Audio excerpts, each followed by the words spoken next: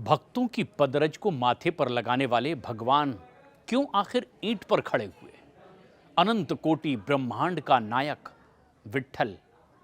जानने समझने से पहले इस तस्वीर को भी आप गौर से देख लीजिए।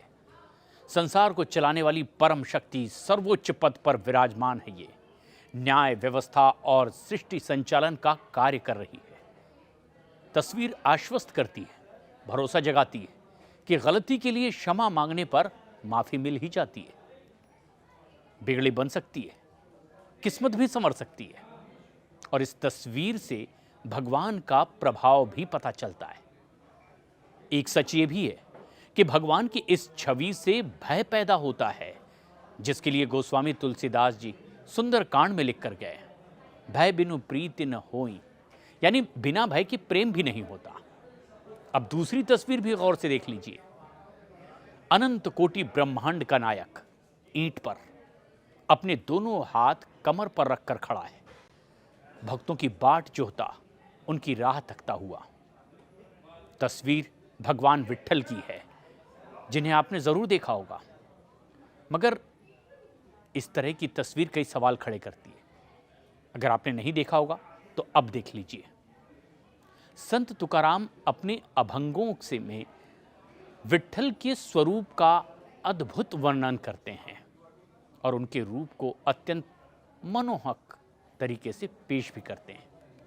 उसी रूप का जिसे आप स्क्रीन पर इस वक्त देख भी रहे हैं।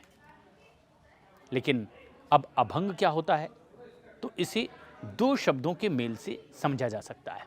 अ जिसका अर्थ है कि नहीं, और भंग यानी जिससे बाधा नहीं। अभंग का अर्थ अखंड, अटूट, या जो कभी खत्म नहीं होता। तो अभंग भगवान विट्ठल की स्तुति में गाया जाने वाला एक प्रसिद्ध भक्ति काव्य है।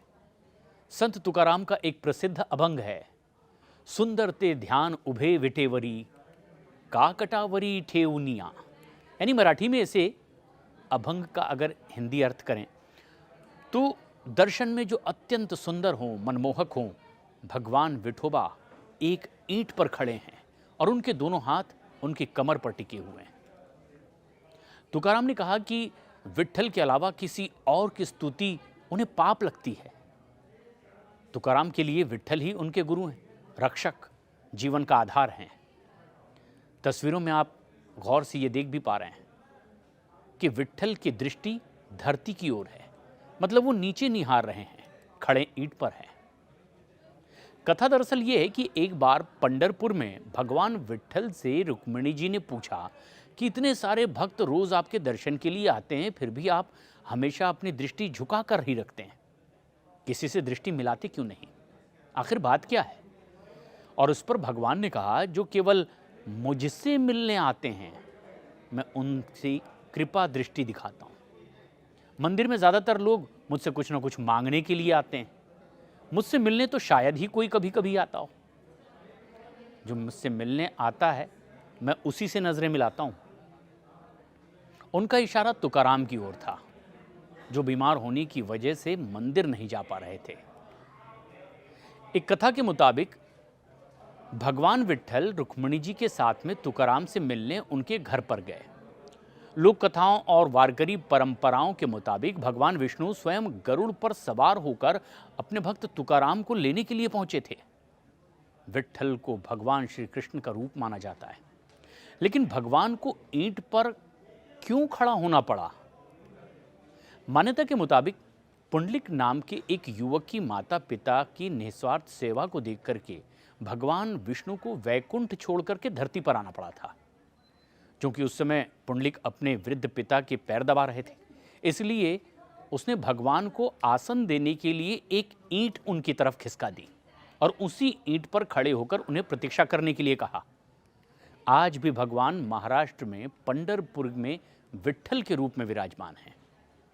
अब विट्ठल नाम को भी समझ लेते हैं। ईंट को मराठी में वीट कहते हैं और इसी वीट पर खड़े प्रभु को विट्ठल माना गया। उसी से आया नाम विट्ठल। उनके दर्शन के लिए हर साल लाखों वारकरी तीर्थ यात्री पंढरपुर की यात्रा करते हैं, पैदल यात्रा, और इसे वारी कहते हैं।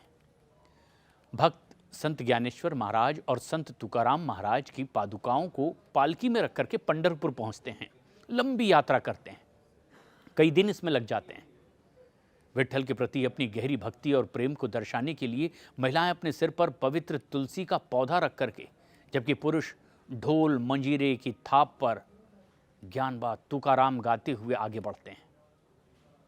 जानकारों के मुताबिक ये परंपरा समाज से जात पात के भेद को मिटा करके सबको एक साथ लाने की भावना की सोच को दिखाती है। 13वीं सदी में ज्ञानेश्वर से लेकर के आज तक के ज्यादातर श्रद्धालु विट्ठल को श्री कृष्ण के रूप में मानते हैं, उनकी आराधना करते हैं। श्री कृष्ण की छवियों में हाथ में बांसुरी होती है, विराट स्वरूप का दर्शन दिखाई देता है, अर्जुन को गीता का ज्ञान देते हुए दिखाई देते हैं। अपने भक्त को भीष्म पितामह की कवच की रक्षा करते हुए भी अपने वचन को तोड़कर उनकी ओर टूटे हुए रथ का चक्का लेकर के दौड़ते हुए दिखाई देते हैं। लेकिन इन तस्वीरों में वो भाव नहीं है जो विट्ठल की तस्वीर में है, उनकी मूर्ति में है। पंढरपुर के आसपास श्री कृष्ण के बचपन के गीत प्रसिद्ध हैं, जिनमें वो उनकी माँ यशोदा के साथ साथ समय बिताते हुए दिखाई देते हैं, या फिर यमुना नदी के किनारे गायों को चराते हुए दिखाई देते हैं, उनके रखवाली करते दिखाई देते हैं। अब स्वाभाविक रूप से पंढरपुर में विट्ठल की पत्नी यानी रुक्मिणी का एक मंदिर है, जिन्हें यहाँ के लोग रखुमाई कहते हैं। और सबसे रोचक बात यह है कि महाराष्ट्र के ज़्यादातर कवि संत जैसे कि ज्ञानेश्वर, संत नामदेव, संत एकनाथ, जनाबाई, तुकाराम विट्ठल को विठोबा ही कहते हैं। और ये उनके मुंह से निकले शब्द होते, वो उन्हें विठाई नाम से बुलाते हैं। संत ज्ञानेश्वर ने भगवद गीता पर लिखे भाष्य यानी कि ज्ञानेश्वरी में जब श्री कृष्ण अर्जुन के सामने अपने सर्वव्यापी स्वरूप को प्रकट करते हैं, तब अर्जुन श्री कृष्ण को अपना मित्र नहीं मानते या उनके भक्त के रूप में पेश नहीं होते। वे श्री कृष्ण को सर्वव्यापी माता के रूप में देखते हैं। इस तरह भक्त भगवान की स्पष्टता के रूप में पुरुष छवि होने के बावजूद अपनी कल्पना में स्त्री रूप में उन्हें देखना पसंद करते हैं। क्या इसकी वजह ये नहीं है कि बच्चों के प्रति माँ का स्नेह अपूर्व और अवर्णनीय होता है, और हो सकता है कि पिता बच्चे को गोद में उठाने से पहले उसकी हालत देखें, लेकिन माँ अपनी संतान की आंखों से बहते हुए आंसुओं की ओर कभी भी बिना रुके नजर दौड़ाती है, फैली बाहों से उसे अपनी आगोश में लेती है। वो उस मादा कछुए की तरह है जो कभी भी क्षण भर के लिए भी अपने छोटे बच्चों को अपनी स्मृति से ओझल ही नहीं होने देती, या फिर उस गाय की तरह जो अपने भयभीत बछड़े को आश्वस्त करने के लिए पहाड़ पर चढ़ जाती है। इस तरह भगवान का प्रेम उसके जेंडर से ज़्यादा महत्वपूर्ण हो जाता है। इधर आषाढ़ी एकादशी के पवित्र मौके पर ये सभी पालकी यात्राएं पंढरपुर पहुंचती हैं। वहां चंद्रभागा नदी में स्नान के बाद लाखों भक्त भगवान विट्ठल के चरणों में सिर झुका करके आशीर्वाद लेते हैं। और इस बार 7 जुलाई से शुरू हुई वारकरी यात्रा 25 जुलाई को पंढरपुर में संपन्न हुई। एक और बात जो विट्ठल को सबसे अलग करती है वो है विट्ठल का अपने भक्तों के प्रति अगाध प्रेम और समर्पण। मान्यता यह है कि श्री विट्ठल रुक्मिणी मंदिर में विराजे भगवान विट्ठल भक्तों की पदरज यानी चरणों को धूल को अपने माथे पर धारण करते हैं, जो भक्तों के प्रति उनके अनन्य प्रेम का प्रतीक भी है। संत ज्ञानेश्वर महाराज के हरिपाठ में भगवान विट्ठल के बारे में ये सुंदर वर्णन आता है। पंढरपुर के राजा भगवान विट्ठल अपने भक्तों से इतना प्रेम करते हैं कि वे स्वयं भक्तों के चरणों की धूल अपने माथे पर धारण करते हैं।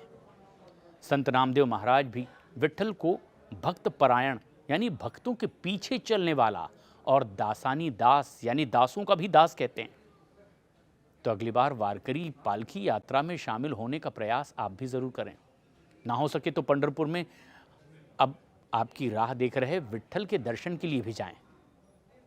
मैं हूं प्रशांत चुरहे, स्क्रिप्ट लिखी जयशंकर ने। देश और दुनिया की हर खबर से अपडेट रहने के लिए न्यूज़ 18 ऐप डाउनलोड कीजिए और हरदम आगे रहिए। वीडियो देखने के लिए आपका बहुत बहुत धन्यवाद।